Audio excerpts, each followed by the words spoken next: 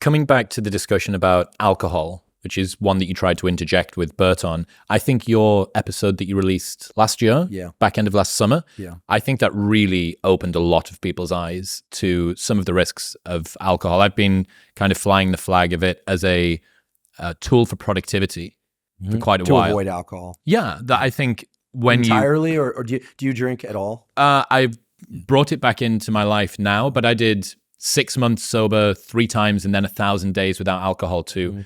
But yeah, I'm seeing right now a huge pushback against unseen, unintentional drinking. And I think that, your episode last year opened a lot of people's eyes to it. Thanks. I mean, again, I don't tell people what to do. I give them the facts so they can make the best decisions for them. I mean, it's very clear that unless you're an alcoholic and provided you're an adult, that 2 drinks per week maximum is about the upper threshold beyond which you're going to start getting some health that's called a warm up to a warm up in England. Yeah. So I've never been a big drinker. I don't drink. I'm lucky that it's not something that's a strong draw for me. Me too. I have friends that are recovered alcoholics, and their lives are so much better as a function of being sober. But for non-alcoholics, I mean, I think everyone should just know the health risks, especially women, where the risks for breast cancer and other types of cancers are elevated so very much. And what was interesting to me about the response to that episode is that I think many people took it.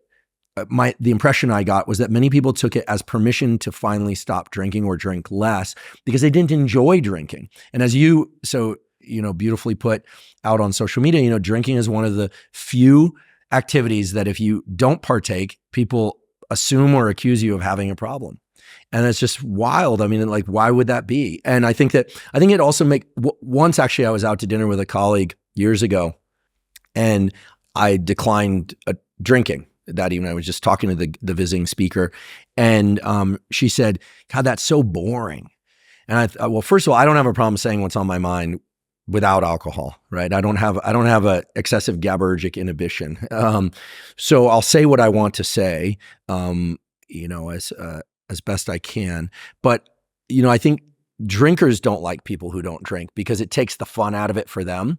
Because there's this idea that's, prolific on college campuses. Like if everyone's drunk, that somehow like the entire vibe of the party is going to take on a new flavor. And frankly, I remember I went to a college, UC Santa Barbara, where at the time people drank a ton. It discovered alcoholics, right? And I used to go to parties sometimes. I'd look around, I'm thinking like everyone here is just blasted. Like if anything happened. Were you drinking? Did you drink in college? Yeah, I drank in college, but not that often. I had a habit, and I don't recommend this. I had a habit of going out about once a month, and I would tie one on. Absolutely. Infrequent, but binge. Yeah, I never, my tolerance to alcohol was always such that I would get drunk quickly and then sober up really fast. So I was drinking late into the night, but then I'd sober up really fast. Now, of course, we know the sleep you get after even one drink is vastly diminished. Every single person that's got an aura or a Whoop strap or something is feeling you right now. And I think that alcohol to me never felt good. I never liked it. And it was a recipe for, there was a lot of fights. There was a lot of, there were a lot of bad stuff happens when people are drinking too much. I've run drunk driving, to say nothing of poor decision making. Yeah. I mean, to me, it just feels like there are so many better ways to have a good time that alcohol isn't necessary. But I do understand that it's a big part of many cultures. And I do understand that for many people, it's so part and parcel with relaxing and with festivities and with feeling comfortable and with drawing a boundary between the normal day and the rest of the day. That's interesting. There's a ritualistic aspect to it. Yeah, there's this sort of, it divides the day in an interesting way. So I'm not judgmental of it. But for me, I mean, I'll go to a party where people are drinking and just hang out. I'm perfectly good. Dude, I've stood on the door of 1,000 club nights in my career, right, as a club promoter. And I can promise you, for the people that are thinking, I like the sound of this justification, this excuse, that I don't need to drink anymore. Dr. Huberman has said that, maybe it's not for you. Maybe it's not as enjoyable. Nothing good happens in nightclubs after 1 a.m. I am patient zero. I am the doctor of late night parties. Okay. Like that's one of my expertise. Nothing good happens in a nightclub. It's this sort of messy, sloppy, fights and kissing people you shouldn't and stumbling all over the place and stuff. If you go out and you don't drink and you go home at 1 a.m, I think you probably get to capture about 80% of the enjoyment of the event that you would have done had you have drank, pre-drinks, gone out, done the whole thing. And I got quite a bit of pushback from a sobriety community a few years ago. I did this 1,000 days sober as a club promoter, which was, I guess, like a kind of a big deal in some regards for like pushing the sobriety community forward. But I was never doing it because I had a problem. I was doing it because it gave me more consistency and more time and more money to spend on things that I cared about. So it was a productivity tool, like the Pomodoro technique, right? Or going to bed on time or something. And they had a little bit of a problem. They had a big problem with the fact that I said, there is something to the enjoyment of drinking on a night out. I think anybody that says alcohol has no role in improving the quality of a night out ever just hasn't been on enough good nights out, right? There are ways that it can improve, kind of loosens people up. It can reduce their inhibitions. If you want to go and dance, you're dancing at a rave or at a festival, which I think there's one going on quite close to here. If you're there, it's really great. But if alcohol wasn't so widely distributed, I think people would ask a lot more questions. It's like you can't see the wood for the trees, right? You don't question it. It's baked into the fabric of just human life. Every single time that I take a macro dose but low of psilocybin, one where I can still function. What is 0.75 to 1 gram. So that's it's a little less than half of the macro therapeutic dose for intractable depression, which is something like 2.2 grams or so. So you can still hold a conversation depending on what strain you've got. Mm-hmm. But every single time that I do it, without fail, a thought comes into my mind, which is, why does anyone drink alcohol? Why does anybody do it? Because I'll go to bed, my HRV, my recovery's fine. The next day, maybe I'm a little bit tired. Like I've had a lot of activation. I've been super energetic. Very little hangover. On the evening, I don't do stupid things. It makes me want to say nice things to all of my friends. My thoughts are sharper than they were before. Sometimes they're silly, but they're sharper. And then you compare it with alcohol and it's this kind of sloppy, muddy, very unagile. It's just, I totally get what you mean. When you've taken a little bit of time away from it and you look at it in the harsh light of day, the effect that alcohol gives you just aren't that enjoyable. And it's been folded into people's lives through tradition and through just anchoring bias and continuation. Yeah, and marketing. The idea that like someone can quote unquote hold their liquor is such like it's been made synonymous with masculine ideals. It's like, it's kind of crazy because we know it also crushes testosterone levels. What's interesting is that, I forget who said this, but, there's a very different picture of a young drunk versus an old drunk. Someone who's been just drinking for too many years, it's not a pretty picture. It's sad. They become infantile. They become really infantile. And, again, I'm not the anti-alcohol crusader. I did that episode not expecting much of a response, actually. But that shows just how out of touch sometimes I can be. I think, just to reiterate it, man, I think it gave people the excuse. Mm-hmm.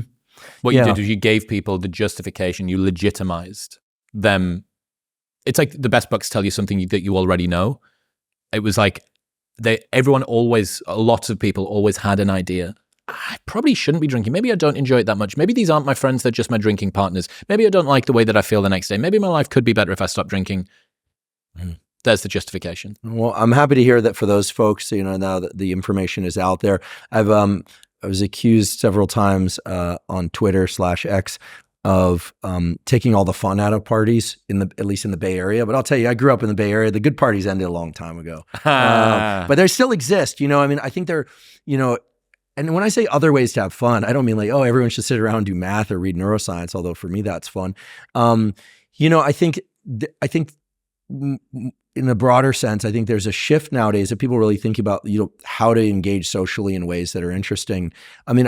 Perhaps it's a sampling bias because of the topics that I cover and who talks to me. But like in the Bay Area, there are these Russian banyas. In New York, there's Spy 88. By the way, they don't pay me to say this, but I like to go this Russian banya down in Wall Street.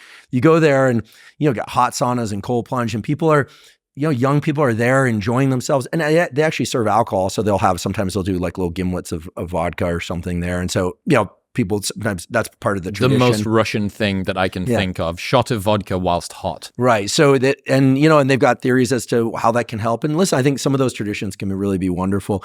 But, people are starting to combine socializing with health promoting protocols and, going out and eating good food together, like eating really wonderful food with the social component.